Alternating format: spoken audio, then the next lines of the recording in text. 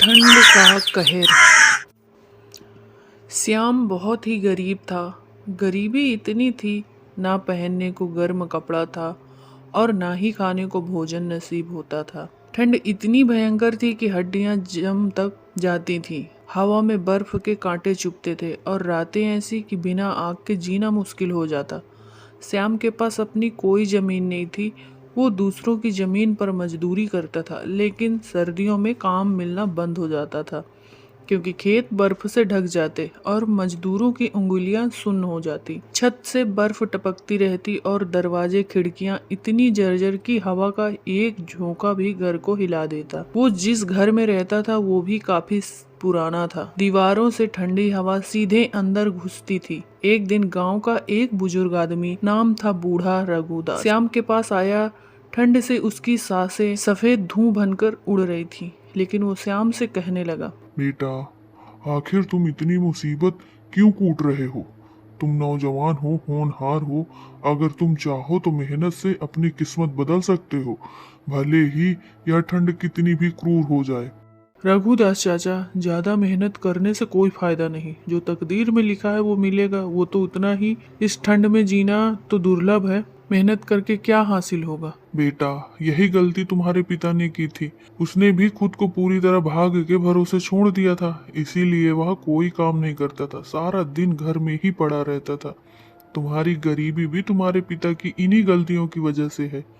देखो, गांव में सबके पास अपनी अपनी जमीन और अच्छे घर हैं, जहां लकड़ी की आग जलती रहती है, ठंड से बचाव होता है। मगर तुम्हारे पास ना जमीन है, ना ढंग का घर, या टूटा फूटा मकान भी तुम्हारे दादा ने बनाया था, जिसमें ठंड रात दिन राज करती है। बेटा, जब तक तुम किस्मत का रोना रोते रहोगे और ठंड का बहाना बनाते रहोगे, तब तक जिंदगी में कुछ हासिल नहीं कर पाओगे। अभी तुम्हें अपना विवाह भी करना है, और विवाह तभी होगा जब तुम धन कमाओगे, ताकि ठंड से बचने लायक घर और कपड़े जुटा सको। रघुदास चाचा, आखिर मैं क्या काम करूं? गांव में तो कोई काम ही नहीं मिलता, खासकर इस ठंड में जब बर्फ सब कुछ ढक लेती है। कभी मिल भी जाता है तो एक दिन का ही काम मिल पाता है और ठंड से हाथ पांव सुन्न पड़ जाते हैं। बेटा, यह दुनिया बहुत बड़ी है, काम की कोई कमी नहीं। तुम्हारे गांव में काम नहीं मिलता तो दूसरे गांव में तलाश करो, भले ही ठंडी हवा में पैदल चलना पड़े। अगर तुम कोई काम करने लगे और इस घर की मरम्मत करवा ली ना, दीवारें मजबूत करवा ली ताकि ठंड अंदर ना घुसे, तो मैं तुम्हारा विवाह करवा दूंगा। विवाह का नाम सुनकर श्याम में जोश भर गया। ठंड की परवाह न करते हुए वो जल्दी से बुजुर्ग आदमी से बोला, रघुदास चाचा, अगर ऐसी बात है कि तुम मेरा विवाह करवा दोगे तो मैं आज ही काम में लग जाऊंगा, चाहे कितनी भी ठंड भी पड़ रही हो। विवाह होने की खुशी में श्याम दूसरे गांव में जाकर मजदूरी करने लगा। वह कई महीनों तक काम करता रहा। ठंड सुबह से उठकर बर्फीली हवाओं में भी मेहनत करता। आखिर व्यवस्था से उसे समझ आ ही गया कि मेहनत से किस्मत बदली जा सकती है, ठंड को भी हराया जा सकता है। एक दिन उसने सोचा, अब तो मैं घर की मरम्मत भी करवा ली और घर में खाने के लिए अनाज भी है, ठंड से बचने लायक लकड़ी भी है। अब मुझे रघुदास चाचा से अपने विवाह के बारे में बात करनी चाहिए। इतना सोचकर श्याम उस बुजुर्ग आदमी के पास गया और उससे कहने लगा, रघुदास चाचा, आपने मेरे से कुछ वादा किया था। अगर मैं घर की मरम्मत और धन कमाने लगूं तो आप मेरा विवाह करवा देंगे। अब तो मैं घर की मरम्मत भी करवा ली और रोज काम करने जाता हूँ, ठंड में भी नहीं रुकता। अब आप मेरा विवाह करवा दीजिए। बेटा, मैं तुम्हारे विवाह का कुछ प्रबंध करता हूँ। देखो, शादी ब्याह के मामले में लोग अक्सर सच्चाई नहीं बताते, खास कर इस ठंड में। जब घर की मजबूरी और गर्मी की बात आती है तो बहुत बढ़ा चढ़ा कर ही बात करनी पड़ती है। अगर लड़की सांवली भी हो तो उसे गोरी और अत्यंत सुशील बताकर पेश किया जाता है। मैं जब तुम्हारे पास किसी को लेकर आऊंगा तो मैं भी बहुत झूठ बोलूंगा। तुम चुपचाप सुनते रहना, उनके सामने ज्यादा सच्चे बनने की कोशिश मत करना, वरना कुंवारे ही रह जाओगे। बुजुर्ग आदमी श्याम को अच्छी तरह समझा देता है। कुछ दिनों बाद एक आदमी को लेकर श्याम के घर आता है। ठंड से कांप रहे थे, फिर भी रघुदास बोला, देखो ना रहना, ये लड़का गांव का सबसे होनहार और चतुर और चालाक मेहनती लड़का है। इसके पास 100 बीघा बटाईदारी जमीन, उसमें बहुत अन्न उपजता है, ठंड में भी फसल सुरक्षित। अकेला घर में रहता, तुम्हारी बेटी आते ही रानी बन जाएगी, ठंड का कोई असर नहीं पड़ेगा। ऐसा लड़का तुम्हें कहीं ढूंढने से नहीं मिलेगा। जिस आदमी को बुजुर्ग लेकर आया था उसे खेती और जमीन संबंधित कोई ज्ञान नहीं था। ठंड में खेती की मुश्किलें भी नहीं पता, उसे बटाईदारी का मतलब भी नहीं पता था कि बटाईदारी कहते किसे है। और आधा बीघा जमीन लड़के के पास होने के नाम पर ही खुश हो गया और बोला, मुझे लड़का पसंद है, अगले हफ्ते आपसे दोबारा मिलूंगा, तब हम विवाह का दिन तय कर लेंगे। ठंड के बावजूद तो मैं इस विवाह को पक्का समझूं? हाँ पक्का समझिए, अरे मर्द की जुबान है, पक्की होनी चाहिए। जो कह दिया सो कह दिया, अब अपनी बात से पलटना नहीं। मैं अभी इस विवाह को पक्का करता हूँ, अगले हफ्ते विवाह का दिन तय हो जाएगा। वो आदमी खुश हुआ और अपने घर लौट गया और खुश होकर अपनी पत्नी से कहने लगा, अरे भाग्यवान, आज मैं बहुत खुश हूँ, हमारी बेटी का रिश्ता एक अच्छे घर में पक्का कराया हूँ। लड़का अमीर है, घर में अकेला है और उसके पास अपनी बटाईदारी की 100 बीघे जमीन है। खाने पीने की कोई कमी नहीं होगी, ठंड में भी गर्मी रहेगी। क्या बेवकूफ़ी की बातें करते हो? बटाईदारी का असली मतलब जानते भी हो? मैं किसान की बेटी हूँ, मुझे बटाईदारी का मतलब अच्छी तरह से मालूम है। और इस ठंड में उसकी मुश्किलें भी, वो ज़मीन उसकी नहीं, किसी ज़मींदार से 1 साल के लिए आधे हिस्से पर ली गई है। फसल का आधा हिस्सा उसे मालिक को देना होगा और यह आधा खुद रखेगा। तो क्या हुआ, तब भी लड़का ठीक ही है। कहाँ ठीक है? उस ज़मीन की कोई गारंटी नहीं, अगले साल मालिक चाहे तो किसी और को दे देगा। ठंड में फसल खराब हो जाए तो कुछ नहीं बचेगा, तब उस लड़के के पास मजदूरी करने के अलावा और कोई साधन नहीं बचेगा। देखो मैं साफ साफ कह रही हूँ, वो किसान नहीं मजदूर है और मैं अपनी बेटी की शादी किसी मजदूर के साथ नहीं कर सकती इस ठंड में। लेकिन भाग्यवान, मैं तो जुबान दे आई हूँ, अब कैसे मुकर सकता हूँ। मुझसे ऐसी मूर्खता की बातें मत करो। अगर सच में उसके पास जमीन है तो उसे मालिक होने का कागज मांगना, देखना वो तुरंत दुम दमा कर भाग जाएगा। अगर ऐसी बात है तो मैं कल ही जाऊंगा और उससे जमीन का मालिक होने का कागज मांगूंगा। अगले दिन सुबह नारायण श्याम के घर पहुंच जाता है। ठंड से उसका चेहरा लाल हो रहा था। नारायणा को अपने घर देख श्याम जल्दी से बुजुर्ग आदमी को बुला लाता है। बुजुर्ग नारायणा से कहता है, लगता है बात जम गई है, आप तो जुबान के पक्के निकले। चलो विवाह की बात आगे बढ़ाई जाए, ठंड के इस मौसम में। मैं अपनी जुबान का पक्का हूँ, वादा करके मुकरना मुझे नहीं आता, लेकिन आप भी अपने वादे पर टिके रहिए। अब आप मुझे लड़के की जमीन के कागज दिखा दीजिए ताकि साफ हो जाए कि लड़के के पास 100 बीघे जमीन है। इतना सुनते ही ठंड के मौसम में भी बुजुर्ग आदमी के चेहरे से पसीना टपकने लगा। वो जल्दी से बोलता है, भाई आप शायद ठीक से समझे नहीं, अभी लड़के के पास बटाईदारी के खेत हैं, लेकिन आप चिंता मत कीजिए, यह जल्दी ही वह जमीन खरीद लेगा ठंड के बाद। मुझे बेवकूफ समझते हो क्या? अरे मजदूर के पास इतने पैसे नहीं होते कि दाल रोटी के साथ सब्जी भी खा ले, और तुम कह रहे हो कि यह जमीन खरीद लेगा, वह भी मजदूरी से। ठंड के दिनों में मैंने अपनी आंखों से देखा मजदूरी करने वालों को, जिंदगी भर खेत में पसीना बहाते रहते हैं, ठंड में कांपते, लेकिन सुख का एक दिन भी नहीं नसीब होता। तो मैं क्या इस रिश्ता को पक्का मान लूं? शर्म नहीं आती तुम्हें झूठ बोलकर? मुझे फंसाना चाहते हो? और अब ये रिश्ते की बात कर रहे हो? सुन लो, मुझे अपनी बेटी का विवाह तुम जैसे मक्कारों के यहाँ नहीं करना। अब मैं अपनी बेटी का विवाह शहर में करूंगा, जहाँ ठंड से बचाव बेहतर हो। तुम गांव वाले धोखेबाज ही होते हो। इतना कहकर नारायणा वहां से चला गया। ठंडी हवा में श्याम बुजुर्ग आदमी की तरफ गुस्से से देखता हुआ बोलता है, आपको झूठ बोलने की क्या जरूरत थी? झूठ से रिश्ते बनते नहीं बल्कि बिगड़ते हैं। आपने सब कुछ बर्बाद कर दिया। अब ठंड में मैं क्या करूं? विवाह की बात बिगड़ जाने से श्याम का मन टूट गया। अब उसका काम में भी मन नहीं लगता। जहां भी काम करने जाता ढंग से मेहनत नहीं करता। लोग उससे नाराज होकर उसे काम से निकाल देते। सबको उसके निकम्मेपन की खबर मिल चुकी थी और ठंड में कोई जोखिम नहीं लेना चाहता था। धीरे धीरे हालात बिगड़ते कि उसके भूखे मरने की नौबत आ गई। ठंड से शरीर कमजोर पड़ने लगा। एक दिन उसने सोचा, अब यहाँ मेरे लिए कुछ नहीं बचा, न काम न इज्जत, घर के नाम पर भी टूटा फूटा मकान जो बाबा आदम के जमाने का है। ठंड का सामना नहीं कर सकता।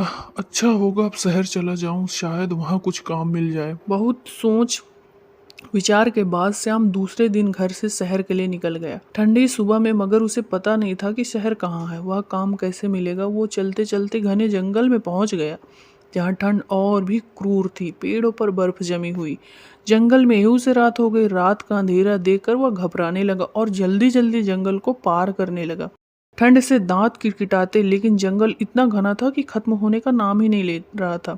हवा में बर्फ के टुकड़े उड़ रहे थे। वो एक जगह रुककर सोचने लगा, अब मैं क्या करूं? यह जंगल तो खत्म होने का नाम ही नहीं ले रहा। ना जाने कितना बड़ा यह जंगल है, ठंड कितनी बढ़ती जाएगी। श्याम सोच ही रहा था कि तभी उसकी नजर एक बुढ़िया पर पड़ी। नाम था गोमती। गाय को लेकर जा रही थी। ठंड से उसकी साड़ी पर बर्फ जम रही थी। यह देख श्याम की जान में जान आई।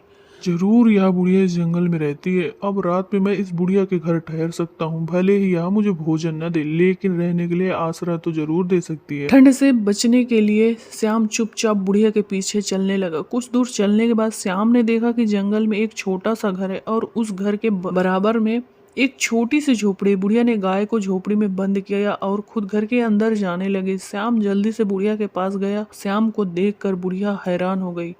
वो श्याम से कहने लगी, अरे कौन हो तुम और यहाँ कैसे आना हुआ?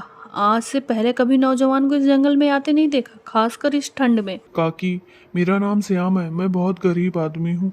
मेरा गुजारा गांव में नहीं हो पा रहा था। ठंड में जीना दुर्लभ हो गया था, इसीलिए मैं शहर में काम की तलाश में जा रहा हूँ। लेकिन मुझे शहर जाने से पहले ही जंगल में रात हो गई। क्या आप मुझे रात भर के लिए अपने घर में रुकने दे सकती हो? देखो, मैं तुम्हें पहचानती नहीं हूँ, इसलिए मैं तुम्हें अपने घर में रुकने नहीं दे सकती। इसलिए अच्छा यही होगा कि तुम अपने रहने के लिए कहीं और जगह तलाश करो।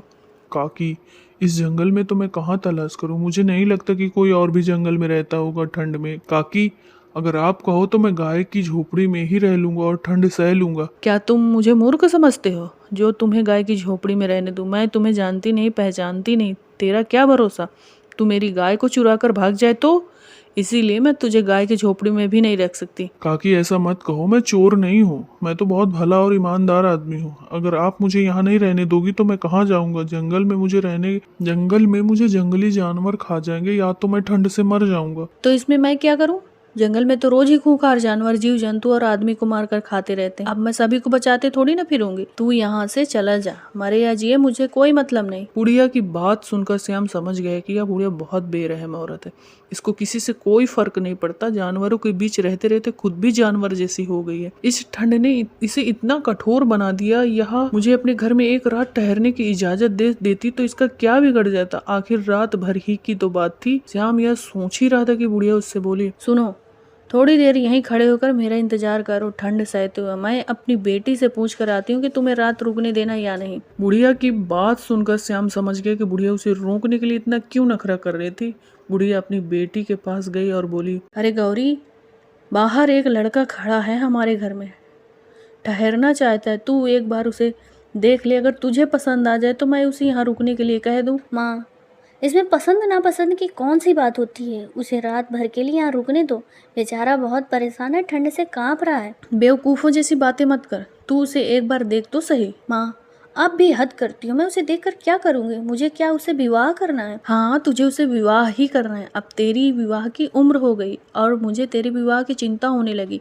यह लड़का बहुत भोला और ईमानदार है। ऐसा लड़का बार बार नहीं मिलता। मेहनती है, इसीलिए बात मान और उस लड़के को देख ले। तू नहीं जानती कि इसे भगवान ने तेरे लिए भेजा, वरना कितने साल गुजर गए यहाँ कोई नहीं आया। गौरी भी विवाह करना चाहती थी। वह तो सिर्फ अपनी माँ के सामने फिजूल में बनकर दिखा रही थी। माँ, मैं लड़के को देख चुकी हूँ, वो मुझे पसंद है। मैं उससे विवाह करने को तैयार हूँ। अपनी बेटी की बात सुनकर बुढ़िया बाहर आई और श्याम से बोली, बेटा तू घर में रह सकता है, अंदर आ जा, ठंड से बच। बुढ़िया ने श्याम को घर के अंदर बुला लिया जहाँ थोड़ी आग जल रही थी। श्याम ने सोचा बड़ी मुश्किल से बुढ़िया ने उसे अपने घर में रोकने के लिए राजी हुई है, इसीलिए उसकी बेटी की तरफ आंख उठाकर भी नहीं देखेगा। श्याम सिर झुकाए आग से हाथ घर में सेक रहा था। ठंड से अभी भी कांपता। श्याम को इस तरह देखकर बुढ़िया बोली, बेटा तुम तो बड़े शर्मीले हो, नजर उठा कर भी नहीं देखते। काकी, मुझे लड़कियों से शर्म आती है। सामने पड़ते ही मैं घबरा जाता हूँ। समझ नहीं आता कि क्या करूँ। और जब तुम्हारा ब्याह होगा तब अपनी पत्नी का सामना कैसे करोगे? अरे इसमें डरने की क्या बात है? लड़की कोई खतरनाक जानवर थोड़ी ना है जो तुझे खा जाएगी। वो तो बहुत ही कोमल और दिल की सच्ची होती हैं। अब तुम खाना खाकर आराम करो, कल सुबह तुम्हें शहर भी तो जाना है ठंडी राह पर। श्याम को कभी इतना पैदल चलने की आदत नहीं थी। ठंड में तो और मुश्किल है, इसीलिए आज वो काफ़ी थक गया था। थकान से वह बिस्तर पर पड़ते ही गहरी नींद में डूब गया, ठंड भूलकर। अगली सुबह वो खुद से नहीं जाग पाया। बुढ़िया की बेटी गौरी ने आकर उसे जगाया तो वह हड़बड़ा कर उठा और बोला, अरे माफ करना, मुझे उठने में थोड़ी देरी हो गई। मुझे तो बहुत दूर जाना है ठंड में। लेकिन गौरी ने उसे रोक लिया। आप ऐसे कैसे जा सकते हो? कुछ जानते भी हो? रात में मैंने सपना देखा। सपने में मेरा विवाह हुआ आपके साथ। आप मेरे पति हो, इसलिए आप मुझे छोड़कर नहीं जा सकते। ये क्या कह रही हो? सपना सच थोड़ी ना होता है। मैंने सुना है सुबह का सपना सच होता है, इसलिए मैं आपकी पत्नी हूँ और आप मेरे पति हैं। मैं नहीं मानता, तुम पागल हो गई हो क्या? मैं जा रहा हूँ। देखो, आप यहाँ से नहीं जा सकते। अगर चले गए तो मैं अपनी जान दे दूंगी। ऐसा गजब मत करना, मैं रुक जाता हूँ मगर तुम्हारी माँ तुम्हें नहीं छोड़ेगी। माँ कुछ नहीं, वो तो कब से चाह रही कि मेरा विवाह हो जाए। आपको देखकर तो वो बहुत खुश होंगे। बुढ़िया शाम के वक्त गाय लेकर घर आई तो घर में श्याम को देखकर मन ही मन बहुत खुश हुई। वह जो चाहती थी वही हुआ। बेटी ने श्याम को विवाह के लिए मना लिया। बुढ़िया श्याम से बोली, बेटा क्या हुआ, तुम शहर नहीं गए?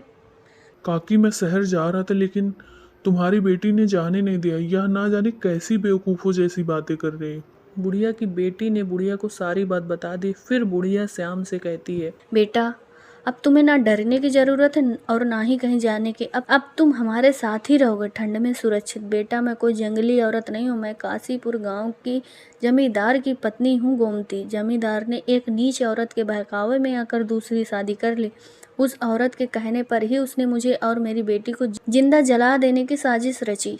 जब मुझे इसका पता चला तो मैं अपनी नन्ही बेटी को लेकर गांव से भाग आई। तब से हम यहीं इसी जंगल में रहते, ठंड का सामना करते। इस जंगल में रहते हुए हमें 17 साल हो गए और ठंडी रातें काटते। लेकिन बेटा पाप का घड़ा कभी न कभी तो भर ही जाता। एक दिन उस नीच औरत ने जमींदार की हत्या करके अपने चहीतों के साथ जमींदारनी बन बैठी। वो खुद ही राजा के पास जाकर जमींदार की हत्या का मामला दर्ज कराई ताकि किसी को शक ना हो जाए। लेकिन राजा के गुप्तचरों ने सब खोज लिया।